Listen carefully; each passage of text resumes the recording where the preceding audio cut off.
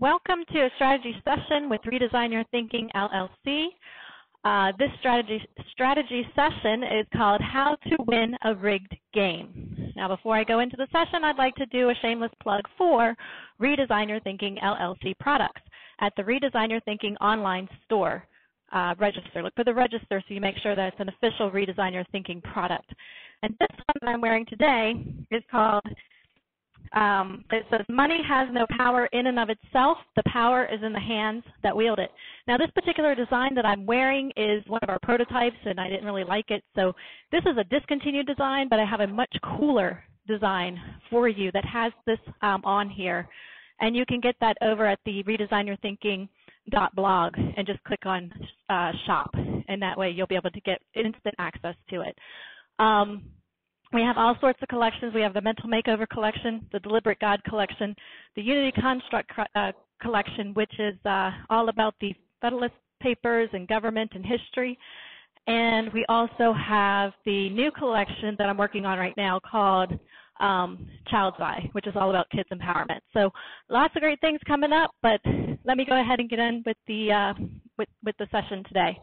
So, how to win a rigged game? Well, first we have to figure out what a rigged game is.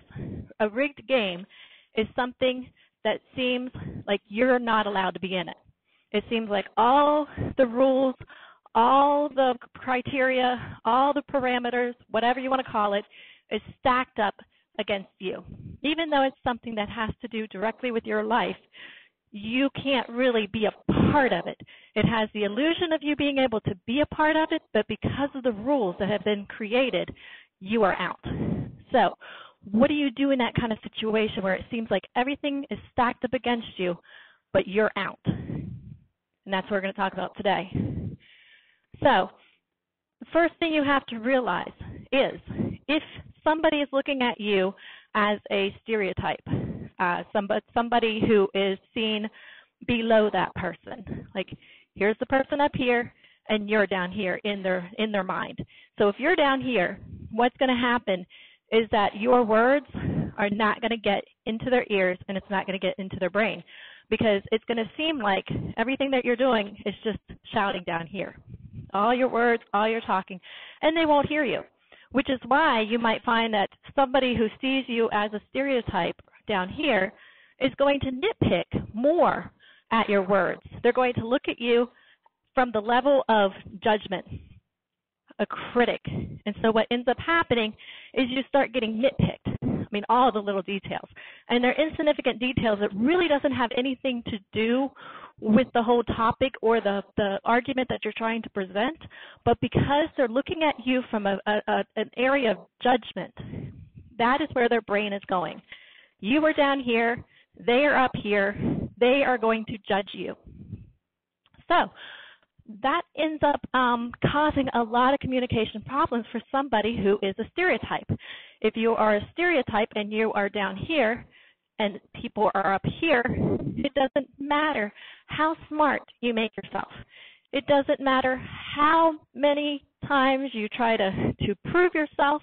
It doesn't matter what you do, as long as what you do does not have any kind of significant value to that person that would elevate you to whatever it is that they consider to be important. If you don't fit in that importance, they won't hear you. And that creates a lot of problems. We see it a lot with women. I have experienced it a lot. And in fact, it's that kind of experience between that and also my education and my occupation.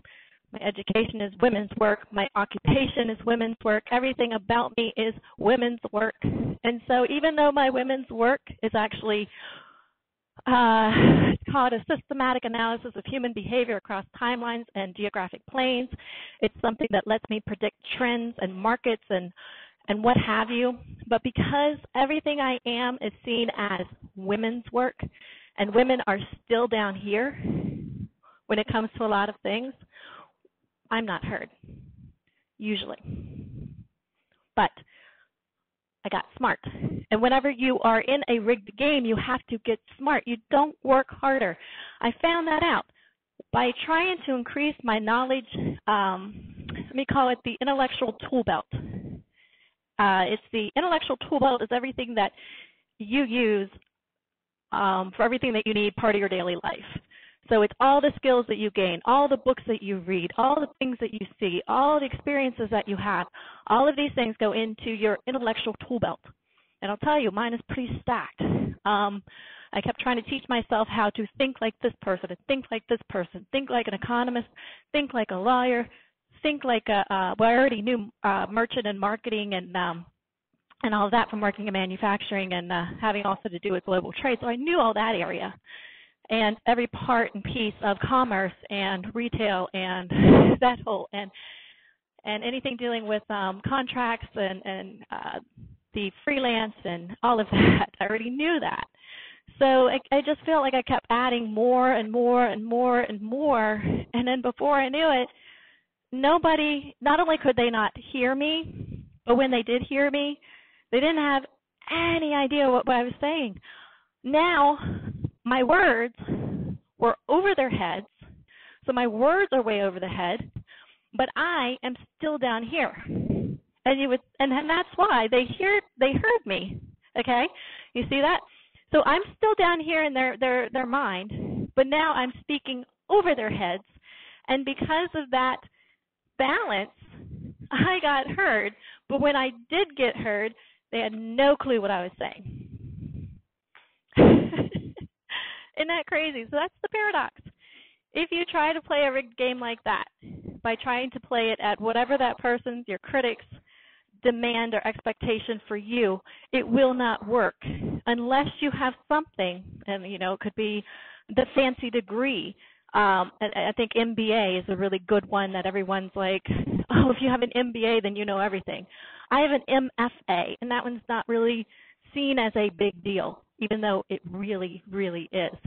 So it's really interesting. And so we're actually defined by our value is based off of our labels because of where people see us.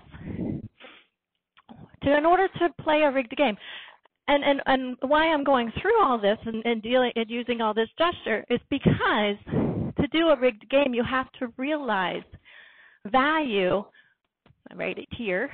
I don't know if you'll be able to see it on the video, but value is actually the weight of importance a person assigns to another person, place, thing, or idea. And what are those?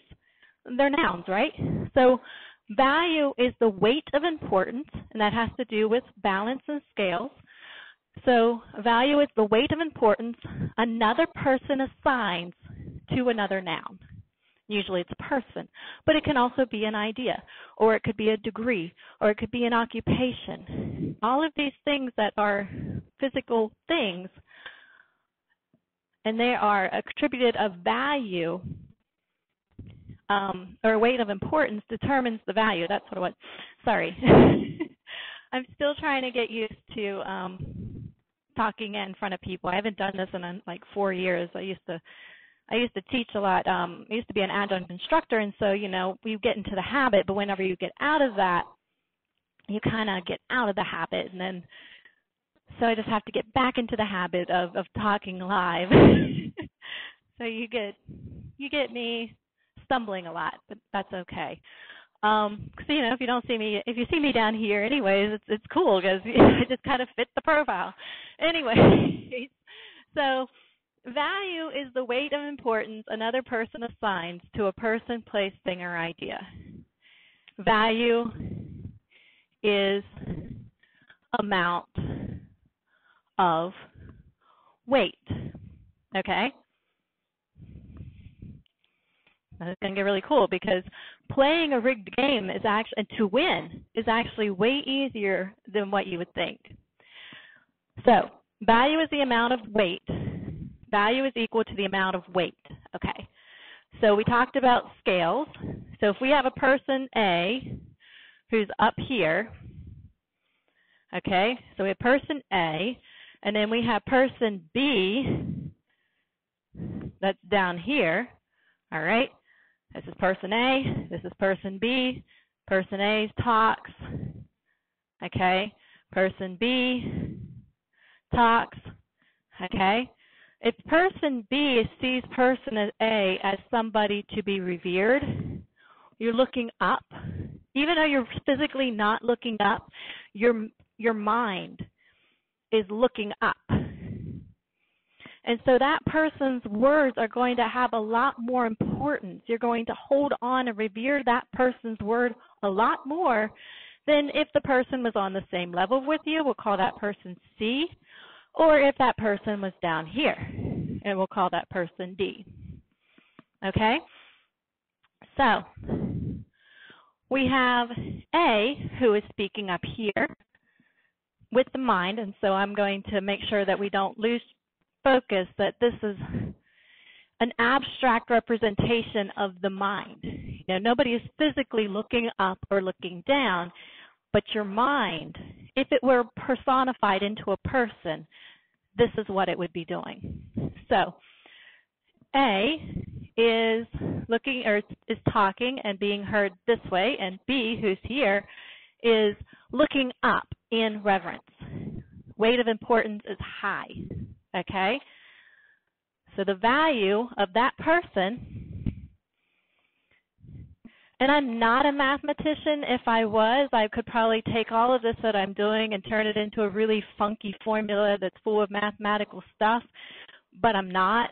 I'm not going to try to be. I'm just going to map out using objects and visuals and let the mathematicians do their stuff if they suddenly get inspired. It's like, oh my goodness, that's the secret or that's the key. I don't know because I'm not a mathematician.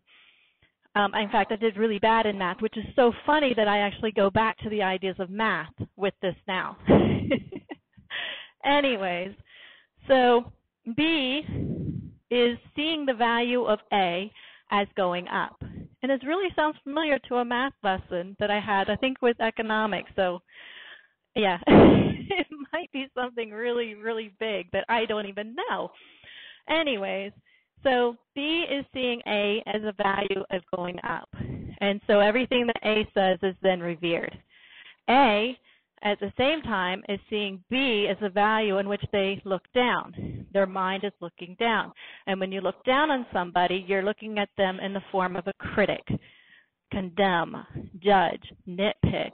And so you're going to be a lot more likely to approach that person as a almost a defensive thing.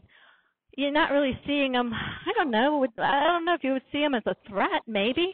You know, if we all want to be at the top, and if we see somebody down here and they try to get up, you know, they try to position themselves up with their words, we very well might, or in fact our minds might see that as a threat.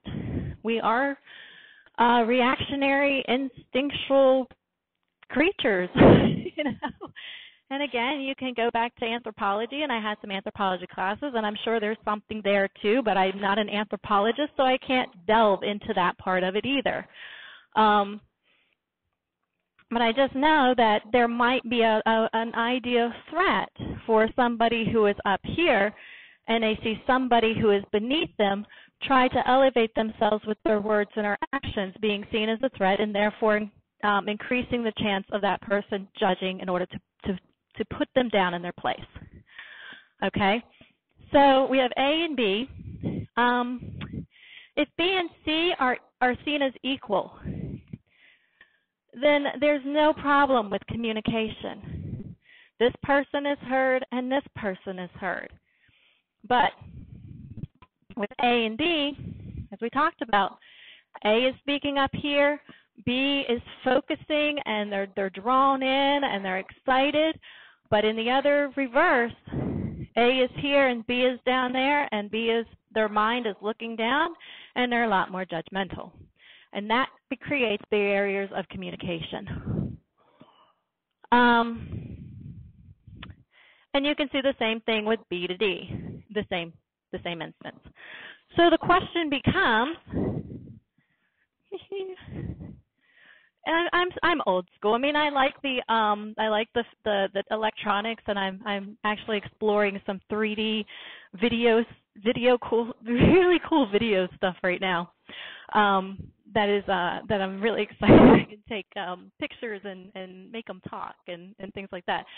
But when it comes to being able to just communicate and not have to go through the pain of creating a whole entire presentation, and being that I'm a perfectionist anyways, I much rather just be able to do a live kind of, deal with my handwriting. I know it's sloppy. I know it's not perfect, but this is the best way to be able to communicate things quickly, that I don't have to spend all this time into the presentation.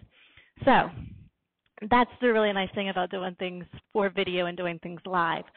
And I guess that's the teacher in me, which I'm a teacher at heart, I guess, but I hate the test and I hate the grading. I'd rather just talk and then let people experience the joy of that learning and that discovery, but not for a purpose of regurgitating data or memorized information. And, if you got it, you'll be able to apply it to your life. If you don't, then what's the point in memorizing something if it's not really going to help you? You need to make sure that you know how it's applicable to your life and to the environment around you.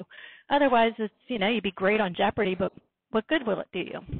So, with how to win a rigged game. So we covered all of this. You actually understand the whole balance of things.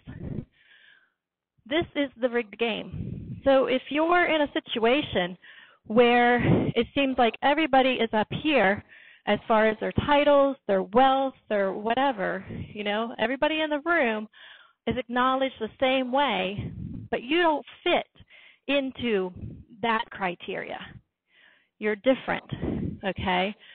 And you enter the room and you're seen, one, as a threat, because here's somebody who looks like they're off the street, who's just entered this conversation, who is considered of extreme importance, and it's going to be really hard for you to be able to get into that conversation to get heard without doing some things to elevate your value. And so that's the answer. How to win a rigged game is find a way to elevate your value. And we said value is the weight of importance somebody assigns to another person, place, thing, or idea. So if you want to win the game that you're doing, whatever it is, you need to find a way to elevate your value. And there's many ways that you can do it. There's body language that you can do. There's some very destructive body language that women do. And you notice it next time you go to a meeting. Look at all the women around you and see how many have taken up the full amount of space of their chair, has their hands on the table, is very relaxed, versus those who have their hands clutched under their tables, their arms and their hands pulled together as close as possible to them, and even their legs crossed. This is a very submissive position. We may not realize it, but it is. So if you have your hands like this, this is kind of like, oh, you're going to be treated not as up here. So if you can actually decrease your own value depending on your body language. Did you know that? And that's something really cool I learned. Back in college, I was doing catering. And catering is a really cool profession because you get to go to all the really big fancy events as an observer. So once you do your whole duty and everything and do all the food and serve everybody, you get to experience the event completely as an observer. And so for somebody like me who is a social scientist who loves to observe and make observations and then put the data together, it was great. And I realized at these fancy events, when I looked at the people communicating at the tables, everybody was so into themselves and worrying about their appearance and their words and what they were going to say and being very nervous that communication wasn't happening. We had a lot of this, or we had a lot of timidness.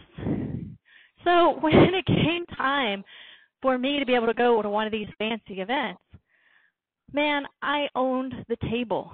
I was comfortable. I asked questions. I was very open because I already knew that there was nothing to be nervous about because everybody else was just concerned so much in themselves that they weren't really paying attention. And whenever you command the table, people kind of gravitate to you. So it was really great. That's a great tip for networking. If you want to command the table, Act relaxed, engaged. Never do this. Don't cross. Be very open. Think open in all your gestures. Uh-oh. Uh-oh. Oh, what happened? No, no, no. Seriously? Come on. Yeah, I know.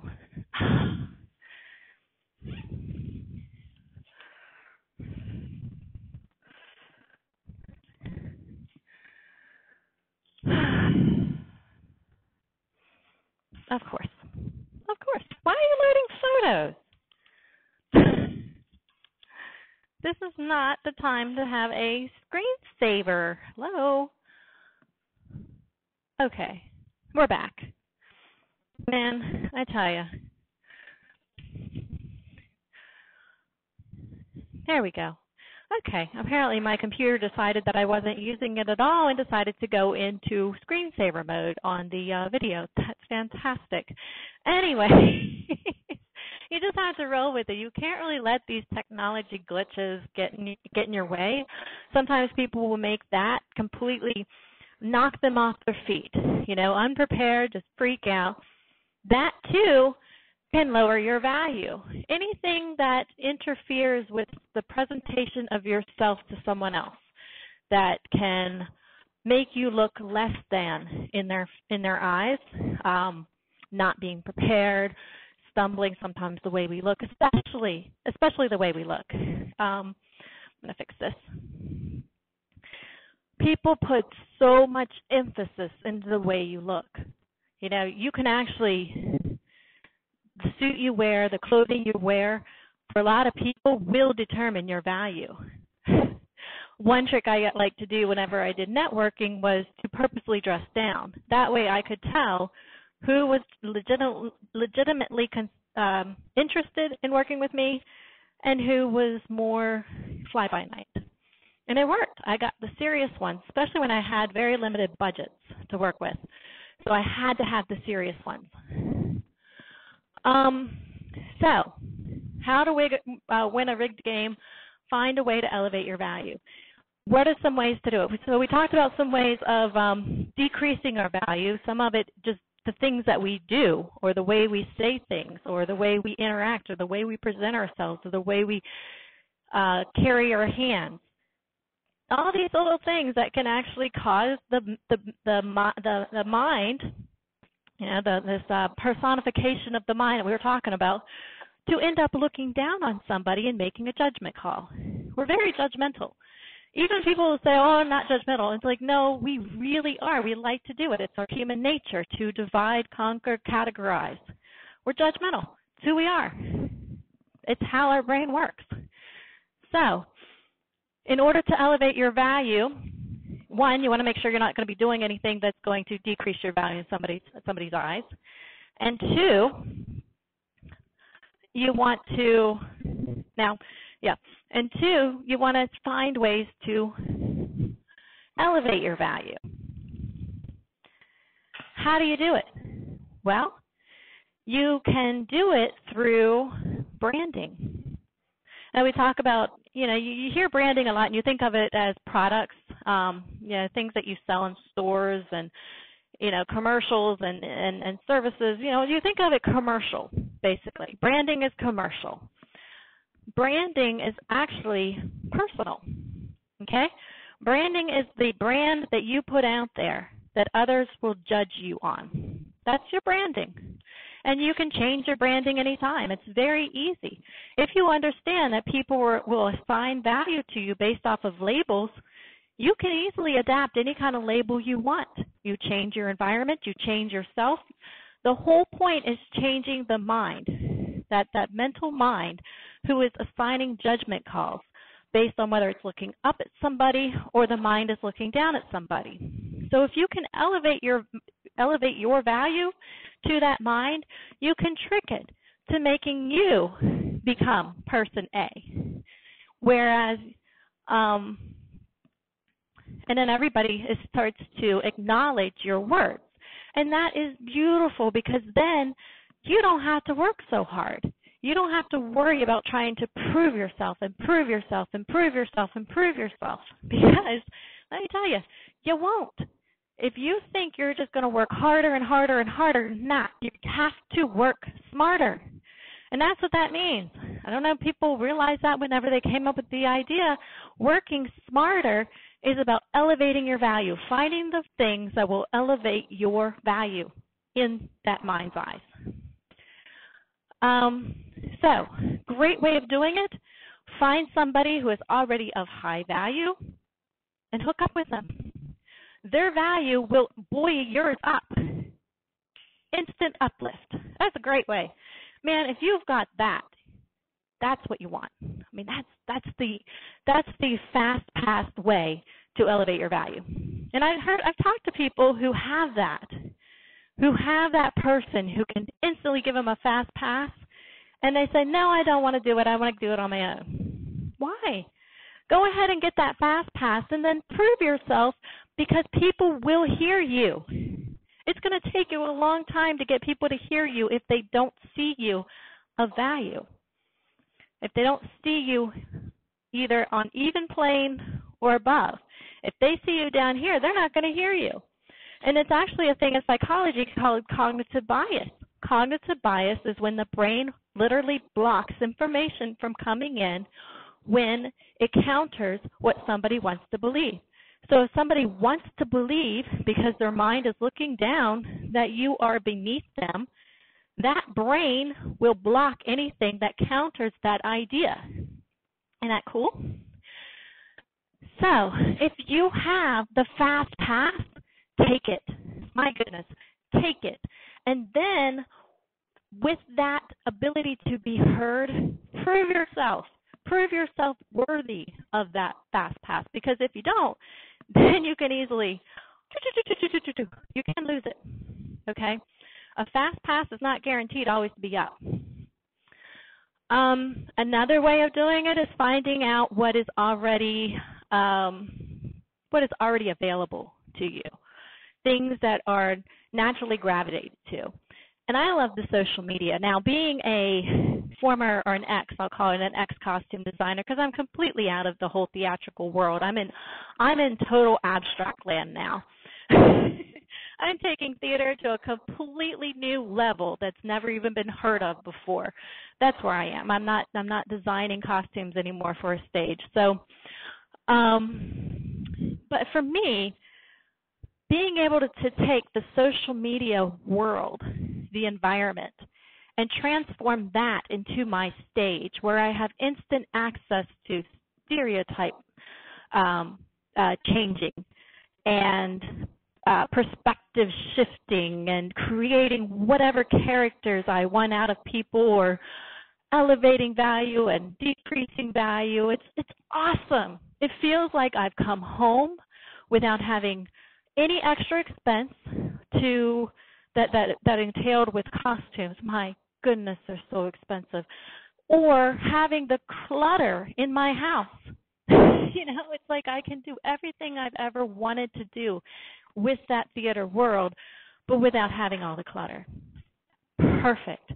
So for me, taking social media, all platforms of social media, and treating it as my stage, just like Shakespeare says, all the world is a stage. And because of how I think in terms of logic being things that can be measured and tracked, or nouns and verbs, elevations, or distance, it's awesome. I have never been happier. So you have to figure out what kind of environment you're going to create, because that's what you have to do. You have to create your branding. And that means creating the environment and creating your look. And I'm not talking physical look. I'm talking about the look in that mind's eyes. What is it that you have to do in order to be seen higher? And it's not just, I'll get smarter and all this. If you're not getting a degree that's seen right here, that's not going to help you. You're going to be frustrated because now you're a lot smarter and people are still not listening to you. It's just how it works. So you have to think smart. And I don't know what that's going to be for you. But whatever it is, you have to figure it out, and then you have to figure out how to raise your value with it. And the power of the brand is really cool. It's got, if you find a title, and I like the title CEO. I have found that having a title of CEO has opened so many doors to me that I never had as an individual advocate. A nobody, Oh, who's this person? Oh, she's just an advocate. Oh, okay. It's CEO? Oh, it's amazing. So you have got to find a way to make you look elevated. And then you can play your rigged game because you're playing it by your rules. If you're in a rigged game situation, and, that's another important part. So that's all of this. Does everybody understand it? Now I'm going to cover one more very important part for understanding how to play a rigged game. So this is what we have to do as far as the branding, okay, for the playing field. So now we're going to talk about the environment. Is everybody with me? Okay? Because I find really cool fact, the brain can only process 7 bits of data at one time. So if I hit you with too much new, like, holy crap, I feel like I'm in Alice in Wonderland. This is just so crazy. Like, everything that I say is just so completely new to you that if it's past that 7, your brain will shut down. And that's whenever I get the blank stares. I used to get it with my students, and I'll be like, okay, back up. So I want to make sure everybody is clear, and I can go back. I can simplify. Value is the weight of importance a person assigns to another person. So value is amount of weight. And we're talking about weight as far as how your mind's eye, who is being personified. So imagine your eye is this little bear, okay? Your mind is this bear. And the bear is determining value of people, whether it looks up or it looks down or looks straight across, okay? Way simplified. How to win a rigged game is you find a way to elevate your value. So your goal is to make that bear either look straight. If he's looking down at you, your goal is to either look straight so you get heard or look up so you get revered. That's your branding. For your environment that you're going to create. So you have your game field, all right? We're going to take the analogy of a playing field. And whenever you play a game of sports, you have to know the rules of the game, right? And what do the rules do? Well, what do they tell you? 1, they tell you what to do and what not to do. 2, they tell you how to gain points and how to lose them. Okay? So, what does that mean? They establish your boundaries, right? These are the things that you have to do in order to play this game. These are your boundaries. Once you know what your boundaries are, all your boundaries are set, and you know what you can do and you can't do, you can do whatever you want as long as it falls within those rules. As long as you're not going to be breaking those rules where a penalty is the result. You want to avoid penalties. So, a lot of times people enter situations and they don't know what the rules are. How can you play a game if you don't know the rules? If you don't know the rules and somebody knows the rules, they can get all kinds of things over on you. They can pull tricks. They can pull fast passes. You don't know to call a referee. You don't know the rules. You don't know that was a foul or that was a penalty. You don't know the rules. So they're pulling all this stuff on you, and you don't know. You think it's just part of the game. Learn your rules. In a community situation, learning the rules is learning the laws. Okay? You know your laws. You know what people that you elect as your public servants can and can't do. When they don't do it or whenever they break those rules, then you know you can call a referee, who is your legal referee, and that's your First Amendment right, to petition your government agencies to redress a grievance or to fix a wrong. Cool, right? So learn the rules. If you're going to play a game, learn the rules. Once you know the rules, you know what you can do. And then you can start getting tricky, you know, all these little trick plays and stuff, and you can start choreographing and you can start planning and, you know, oh, I'm going to go this way, I'm going to swoop left and then go right, whatever. So you can start really being able to play in that field and start learning and start watching other people and then adapt it to your moves, and you can do a lot of things. So those are the two really important things, branding and your environment. And that's what you have to create yourself. How to win a rigged game. If somebody is trying to create that playing field for you and setting up, let's say, here's a good visual.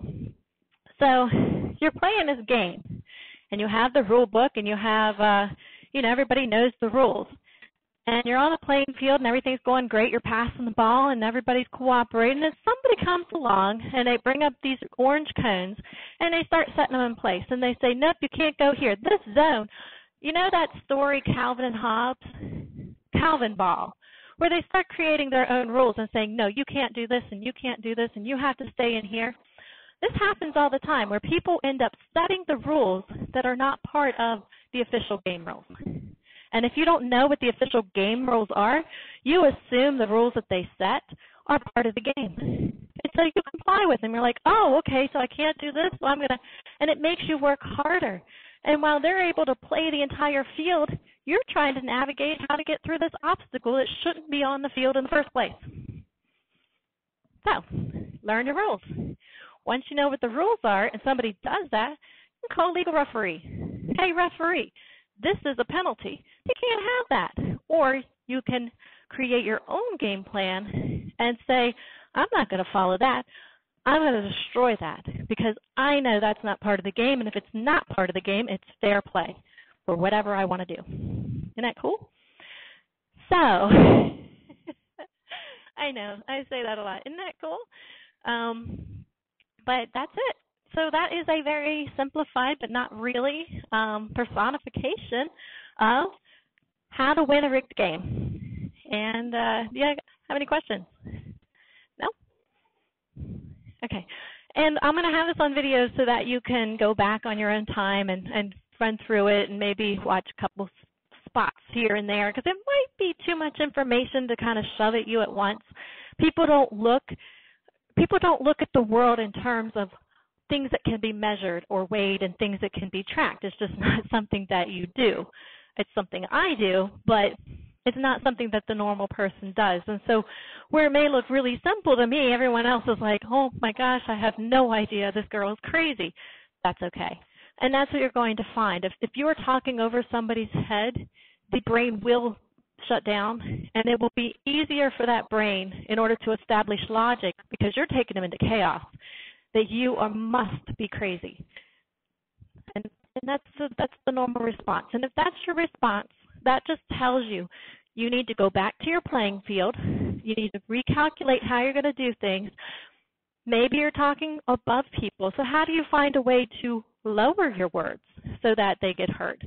Because if you're up here speaking, it's not getting heard. And if you're down here speaking, you're not getting heard. So your goal is to get in even with that ear in your mind's eye. Okay? All right. Thank you so much for coming.